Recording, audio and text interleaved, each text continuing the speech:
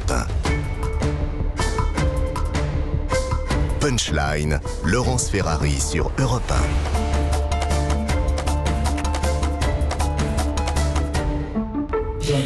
18h35, on est en direct sur CNews et sur Europe 1 dans Punchline. On s'intéresse aux frappes russes qui ont touché une grande partie de l'Ukraine aujourd'hui. Quelle est la stratégie de Vladimir Poutine? Explication avec Adrien Spiteri.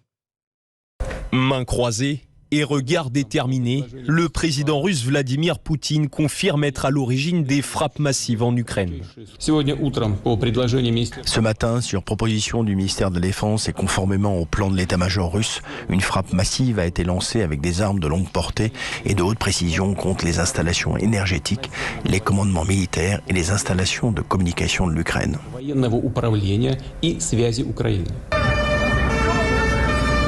Ce matin, plusieurs villes dont Kiev ont été la cible de bombardements meurtriers.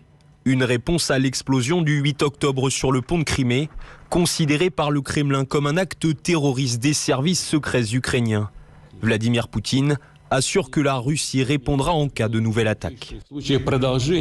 Si les tentatives d'actes terroristes sur notre territoire se poursuivent, la réponse de la Russie sera sévère et son ampleur correspondra à celle de la menace proférée contre la Fédération de Russie. Personne ne devra avoir de doute à ce sujet. Le chef du Kremlin peut compter sur le soutien de la Biélorussie. Son président Alexandre Loukachenko assure que son armée ferait désormais front commun avec celle de la Russie. Ça, c'est une donnée importante, général Clermont. Très importante. Même si on a des doutes sur le caractère opérationnel de l'armée russe, ça fait quand même des renforts importants. Et puis, c'est ce qu'on disait tout à l'heure, ça fait une frontière supplémentaire, un front supplémentaire qui peut s'ouvrir pour les Ukrainiens qui ont quand même 2000 km de frontières à protéger. Donc, il faut suivre attentivement ce qui va se passer effectivement avec l'armée biélorusse.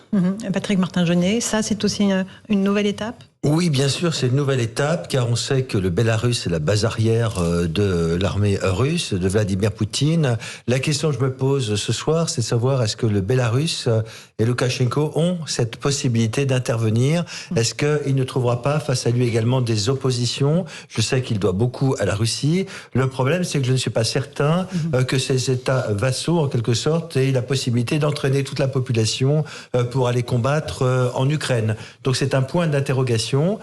Parce que on sait que Loukachenko lui-même a été en difficulté il y a un an dans son propre régime. Je ne suis pas certain, encore une fois, que la population suive son dictateur et surtout que l'armée du Bélarus soit en situation de faire une offensive. Alors, général Clermont ? Écoutez, la population qui ne suit pas des dictateurs, c'est que ce n'est pas un dictateur. Hein.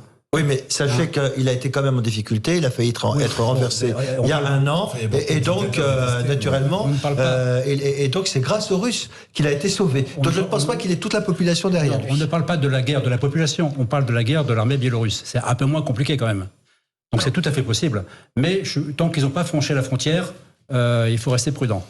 Vincent Herouette. Non, moi je ne sais pas ce que vaut l'armée biélorusse. Je sais ce que vaut la police biélorusse, les services biélorusses, qui ont été totalement forgés par le KGB, qui sont d'ailleurs parfaitement intégrés, et dont Loukachenko se méfiait l'an dernier au moment où de ces grandes manifestations, il y a 1 an et demi, en s'interrogeant sur la fidélité justement de cette police secrète. Mais sur l'armée elle-même, il expliquait ce matin que il avait 2 voisins, l'Ukraine évidemment, mais aussi la Pologne et la Lituanie, qui essayaient d'organiser une mutinerie militaire, un coup de force militaire contre lui. Donc on peut imaginer qu'il n'a pas une si grande confiance dans cette institution militaire qu'on ne l'imagine, puisqu'il voit autour de lui, même s'il est très paranoïaque, des voisins qui cherchent à soulever cette armée. Qu'est-ce qu'elle vaut au combat? Qu'est-ce qu'elle vaudra en renfort de l'armée russe? C'est à voir, mais moi j'ai pas les lueurs, les connaissances quand même sur le sujet. Quelques experts qui se sont exprimés au début du conflit sur l'état de l'armée bélarusse et qui sont quand même très sceptiques à la fois sur ses capacités d'entraînement, sur la modernité aussi du matériel et des équipements qui manifestement sont quand même très vétustes. Et c'est une armée qui a jamais eu de terrain d'entraînement où ça fait très longtemps qu'elle n'a pas réellement combattu.